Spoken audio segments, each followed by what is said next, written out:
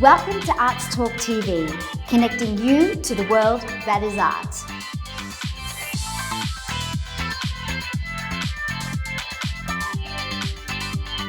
Hi, I'm Karina Lawrence and welcome to Arts Talk TV. I'm here on the beautiful Gold Coast where I'm so excited to introduce our next awesome guest. Starting out in the entertainment industry as a performer, choreographer and director, she has paved her way as a leading entrepreneur, best-selling author, keynote speaker, and a phenomenal master mindset mentor. Please welcome to the show, the incredible Diane Demetre. Thank you so much for being here, Diane. It's wonderful being here, Karina. It's really special. We first met each other, I think you accepted me, you were doing an elite dance program with 16 and up or something, and you took me on board when I was about 13 and...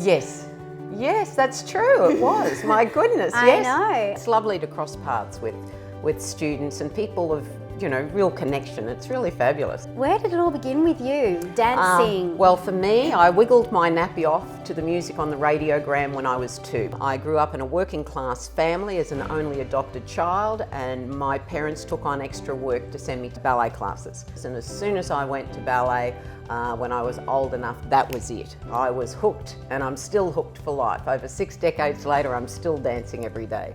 Ballet and then dance of all sorts became my vehicle of expression, my creative expression, and I still find it one of the most grounding ways to connect with my soul in my life. And that's why I'm always saying, even in the work I do now, is if you're finding life is tough, what is the creative project that you perhaps did as a child that you've given up? Yep. So maybe people played the guitar or whatever and they've put it away because they've got too busy. And I say to people over and over again, go back, get involved, let your creative consciousness flow through you, because it's so inspiring and uplifting. And it's in those moments that you have some wonderful insights into what is going on and what direction to go in next. So yes, that's how it started for me, and then dance led to obviously choreography. I was directing dance groups on television back in the day when we had live morning shows. I worked with all the channels in Brisbane and then in the nightclubs, and it's a whole era that now we've basically lost. I scored my dream job then, just before I was 30, and I became the assistant director and choreographer at Jupiter's Casino, where we staged the biggest shows ever seen in Australia, and that was just amazing, truly amazing. You were assistant director and choreographer with the Las Vegas director, Jerry Jackson. Yes, so they flew Jerry out from Vegas, and that was really a great pinnacle of my life to work with him. Now, was Jerry Jackson he was renowned with the Follies and stuff like that? Yes, too. He did the Follies Bergère, and he had a long-standing run in Vegas. He had one showroom, and he just kept changing the shows every couple of years. Yeah. So when we did Stars, the first show at Jupiter's, it had $1 million budget, and so at that time, back in 1985, that was like huge bucks, and that didn't have necessarily a star. It had a couple of guest performers, but we had a big cast. We had over 40 performers, big crew. It was just an amazing time. It was really a point in the entertainment industry in Australia that changed so many things. Yeah. Except, of course, I refused my producer's sexual advances and I got terminated. He sacked me for apparently being too fat. So, of course, I wasn't too fat. I knew what was going on, and so the union stepped in and we took him to court, and I got reinstated. And then when I was on sick leave, he sacked me again. Yeah. Didn't pay my sick leave, couldn't do anything. The union threw a suit on him basically saying, you've got to pay her money. Mm-hmm. He refused. We went back to court. And in those days, there was only the Australian Arbitration and Reconciliation Commission. We went back to the commission a second time, and the commissioner actually met with me and said, I don't want to reinstate you. He said, because this is not where you should be. It's really bad for your health. The commissioner wouldn't reinstate me. The union wanted to take it to civil court, to the Supreme Court. I was done. I was absolutely shattered. Long process. I didn't get my contract paid out. I got 4 weeks pay in lieu of notice, and I just fell into the pit of hell. So after that event, and the huge front page coverage it got everywhere, which in itself was terrible, you know, Dancer sacked for being too fat. It was like, are you kidding me? Yeah. I could not get a job in the industry again. No one would employ me here. What would your advice to the viewers, particularly any of the viewers that might be, I'm sure has happened, or the young impressionable ones, and I know the desire to succeed, you know, you really have to be conscious with your morals and your rights. Everybody makes a choice in their life. And that choice is, are you standing on your integrity, or are you going to do whatever it takes to get where you want to go? Neither one is better than the other. I was just such a perfectionist in many ways that I was strangling myself. So there were a lot of things I learned from that, to actually go, breathe. You don't have to change the world all in a day. Just take it easy here a bit. Yeah. So there were a lot of aha moments and awakenings and epiphanies that came in the years following. For people today, young people today in the industry, you need to stop before you start. And you need to look at, what am I willing to sacrifice to get to where I want to go? If you know that you're not willing to make these sorts of sacrifices, you have to understand that if they're presented to you, that not to be disappointed. Yeah. Not to be disappointed if it doesn't come, because you've already made a choice with your morals and your beliefs and your ethics of how far you'll go. If you are one of those highly creative types, whether it be art or dance or singing or writing or whatever it is, the most important thing to never forget is the joy. It's the joy that took you there in the first place. The moment you lose the joy, your reality will reflect to you what's going on. And you see, that's what happened in my case. I lost the joy. Yeah. I became too involved in judgment, in of judgment, yes, and everybody else, and Yeah. And so that reflected in my reality. And that's the work I do now, is that we must understand that at all times we are creating our reality. It's reflecting back to us what's really going on with us.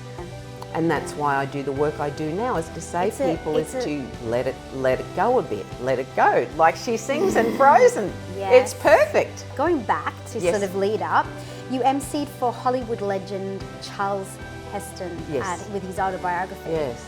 Now, for many viewers that probably don't know who he is, he's an American actor and a political activist.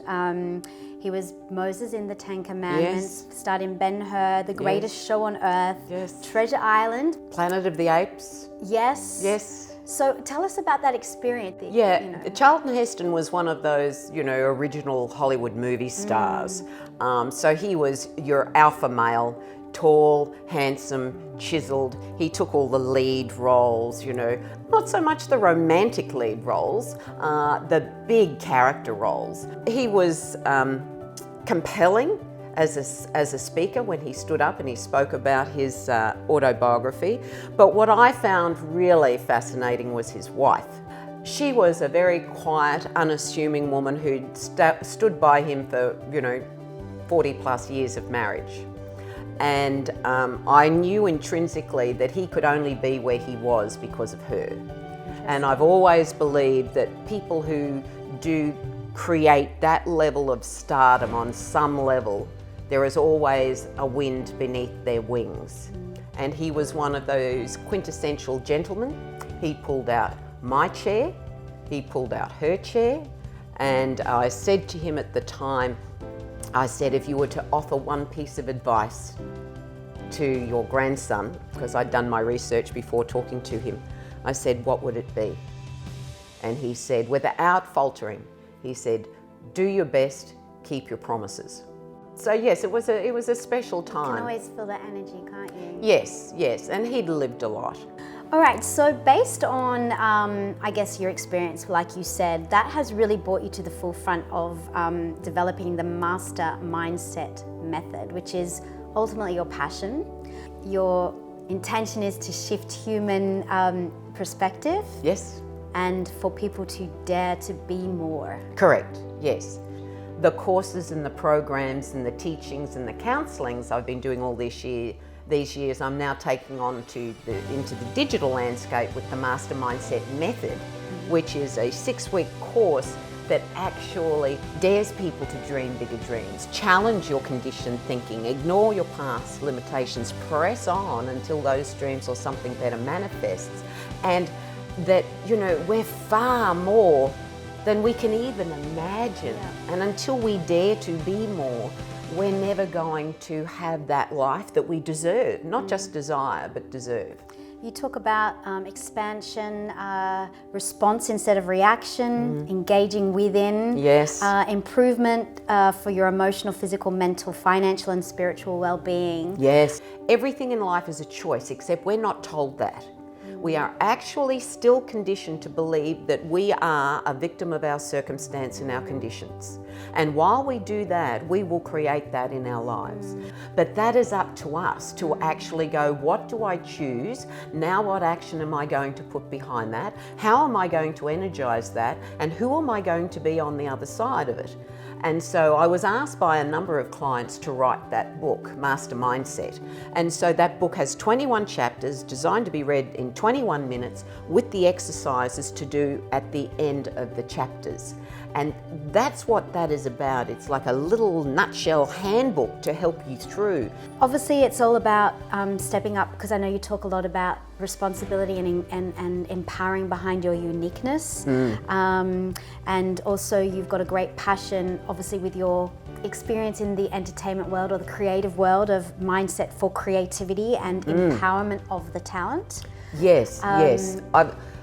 That's why I mention it in the book, but one of the things that's really important that we don't use enough is our creative consciousness.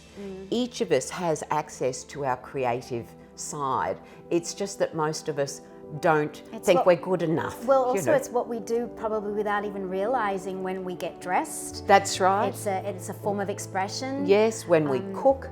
Cooking can be very creative. Some people are very creative cooks. We are creating beings, yes, aren't we? that's right. Yeah. And so every moment we are creating our own destiny in some way. The key is to become conscious of it. Yeah. And that's what having a master mindset is all about. It's about mastering your mindset so you're not being led down the garden path to something that's unfulfilling, but that you master it and go, no, I'm going to keep focusing on creating a fabulous future for myself. So, you know, people say, I'd love to write a book. And I say, well, write one. Oh, I can't be bothered. Well, you know, at the end of the day, give it a shot. Go for it. That's like when I started writing fiction novels back when I was 56. Like I thought, it beamed in my meditation, right, time to write. And I went, really? Okay. And I wrote 3 erotic romance novels. And that was a trilogy series, wasn't yes, it? yeah, I think it was called Take Me, Teach Me and Tempt Me. Yes. So I didn't start, you know, writing novels till I was 56. So I've got 10 published books now. Yes. And it's just wonderful. And it's really interesting because I find such joy in the writing process. Yes, it's tough. If you want to be an author, like any creative arts, it's tough. You've got to get your bum in the chair. You've got to do the work. But at the same time, don't lose the joy. Yeah. And allow it to you know, be joyous. See, so many people, so many authors, and this is good, give themselves a word count that they have to reach every day, and that keeps you on track and gets the book finished. But if you don't make it that day, don't beat yourself up. The key here is to just keep loving what you do creatively, because that's what took you to it in the first place. Exactly. How much research goes into your novels, for example? Oh, well, I'm one of those highly organised, highly intuitive people.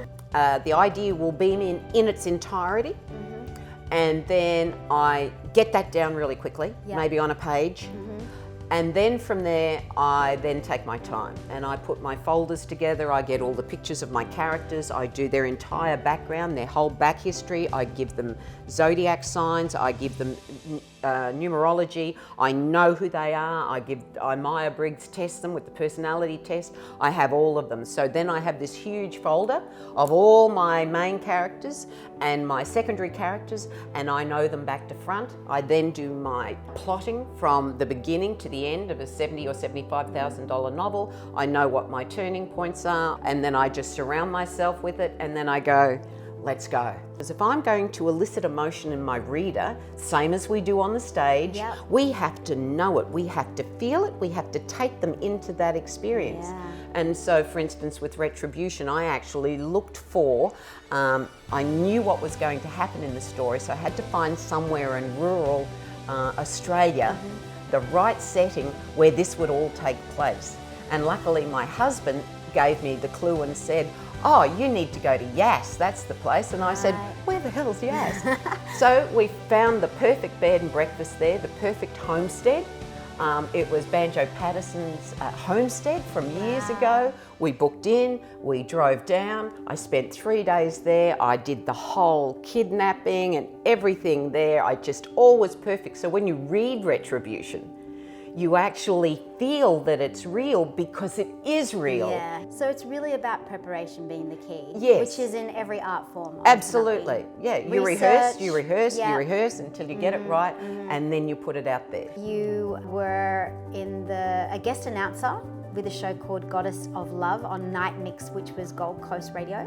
No, I was the Goddess of Love on the Night Mix. Yeah. Okay. So I was a guest, a guest each week on the Night Mix, and I went in under the pseudonym of the Goddess of Love, and that's when you could talk about sex and relationships and life on radio and not get into trouble.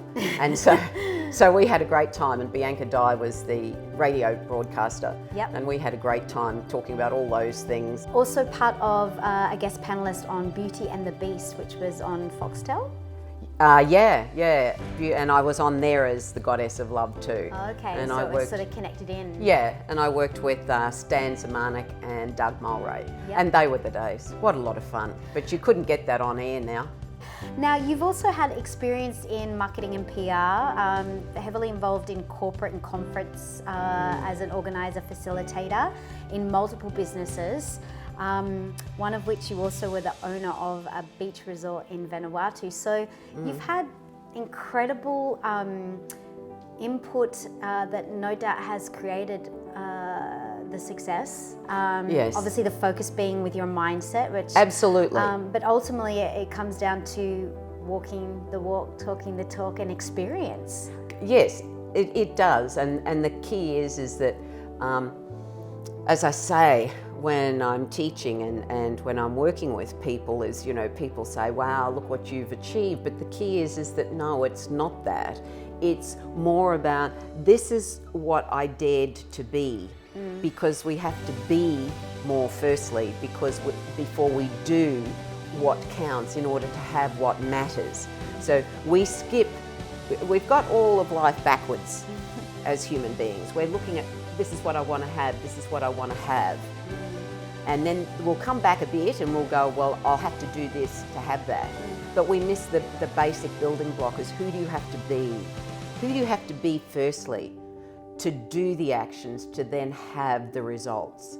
And so results will come to you once you get this sequence in place. You got the opportunity to, on a life skill therapist kind of scenario, I'm sure, that led you, a spiritual connection, and you actually met His Holiness, the Dalai Lama.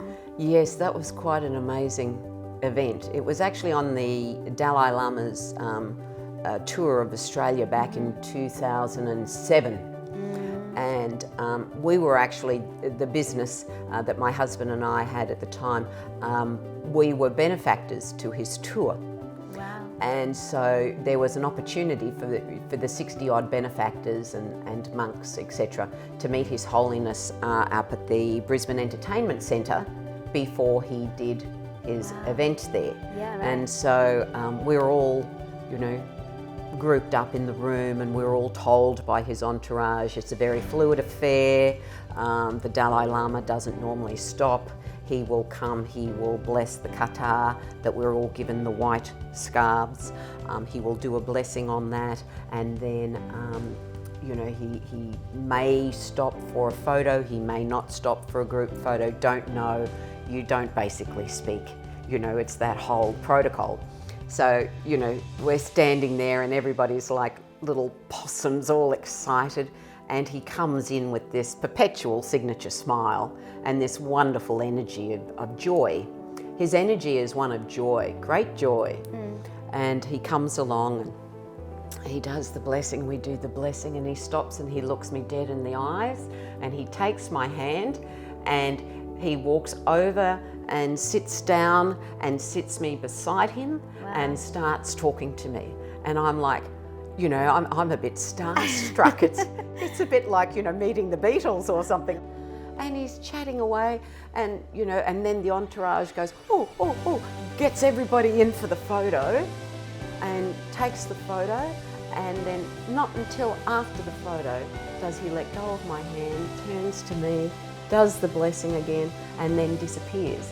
And I'm like, whoa. What just happened? Yeah, what an omen. And that was on my 50th birthday. So some of your awards, you received the 2019 International Women's Day Leadership Award for leadership and achievements in the entertainment, creative arts and media industry. That was wonderful. Quite an honour. That was really special. I was nominated. I didn't know I'd been nominated by a friend. I'm going to get all emotional now. It was like the last tick on the casino event. Wow, yeah. It was the last thing. And I went, thank you. Yeah. Because of everything that had happened then, and then 30 years later, to be finally given that opportunity to be recognised in that way in the industry that I love was very, very special. You were also the winner of the Emerald Pro Awards? Yes, that was a Emerald Pro Award was given by the Romance Writers of Australia Association for the best unpublished manuscript, and that was for Retribution, my romantic suspense. So yes, that was great. That was in my 50th year too. I mean, my 50th year was just, I was getting ticks right, left and centre. And you're also shortlisted for the 2020 Telstra Business Awards as well. Yes, that happened this year. Yes, so I was shortlisted, but I didn't make the final because they rang me and said, you're making too much money for your category, so we're disqualifying you. And I went, oh, that's a good problem to have. Yeah, exactly. No worries. So there we go. Okay, well, we do a little bit of a fun little sector on the end of our Arts Talk TV interviews. It's called the Shutter Speed Challenge. Right, okay. Are you up for that? Yeah, go. Last song you listened to? I listened to the Baroque Garden this morning on my... It was playing when we set up. So yeah. What does creativity mean to you? Life. Beautiful. Person you'd most like to meet? Jesus Christ. Oh, what question would you ask him? Is it true? Wow. Is it all true? Last piece of art that has really affected you? No, can't answer it. Okay. Nothing's jumping in. Something might come back later. If you had to label creativity with a colour, what colour would you choose? Oh, I'd have to put the whole rainbow, sorry. Perfect. What would you miss most about the arts? The plug-in, that connection, that feeling of sharing joy. Beautiful. What's on your bedside table? Oh, about 5 or 6 books, Yeah. and a tape recorder where I play tapes still of some of the best personal development work I've ever heard over the last 30 years. Wonderful. Every night I go to sleep with it. Wonderful. What chore do you most dislike doing? I endeavour not to dislike anything if I can.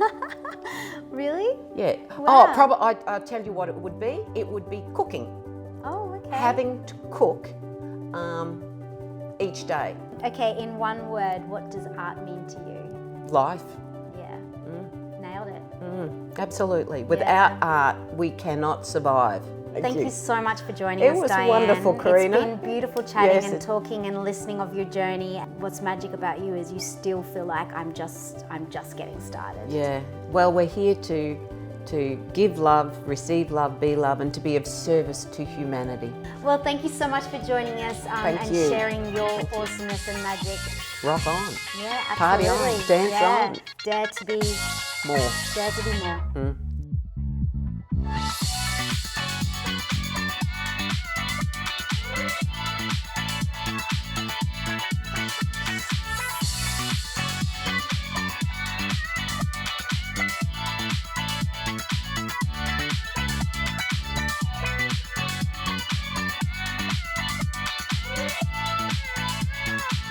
So glad you could join us today on our Arts channel.